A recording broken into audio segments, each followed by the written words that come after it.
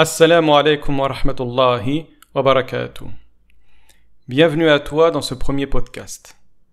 Aujourd'hui, nous allons évoquer ensemble la question du waswas. En logique, l'une des premières règles étudiées est la suivante. On ne peut connaître la chose qu'après l'avoir définie. La yu'rafu shay illa bi bayani haqiqatihi. La réalité du waswas demande tout d'abord quelques éclaircissements. Le verbe waswasa en arabe possède une structure morphologique double et répétée, c'est-à-dire une suite de deux lettres qui s'enchaînent à deux reprises. Si l'auditeur tend l'oreille, il peut s'apercevoir de cette construction dans les verbes suivants.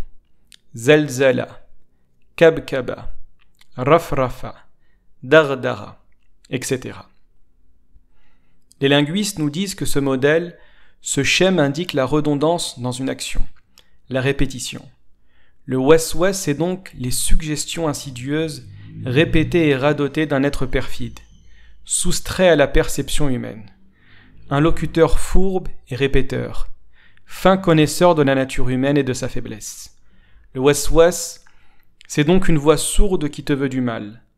Mais cette voix a une faiblesse, parce que celui qui a permis à cette voix de commettre le mal nous a aussi accordé le bienfait de s'en éloigner. C'est donc dans le cœur de l'être humain que commence le combat entre le bien et le mal.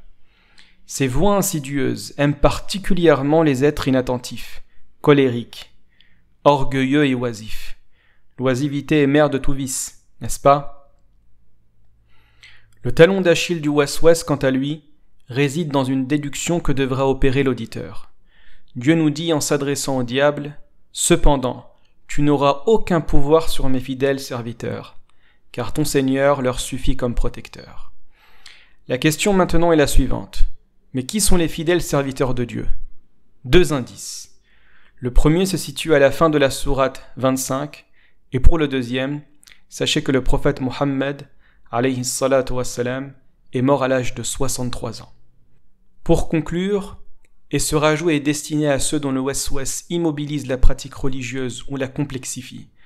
Dieu nous interdit de suivre les pas du diable, injonction métaphorique par laquelle on nous demande de refuser les implications du waswas.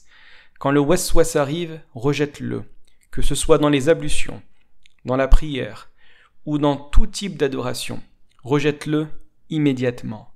L'immédiateté du rejet est la clé pour se débarrasser de ces voix insidieuses. Barakallahu fikum, wassalamu alaikum wa rahmatullahi wa barakatuh.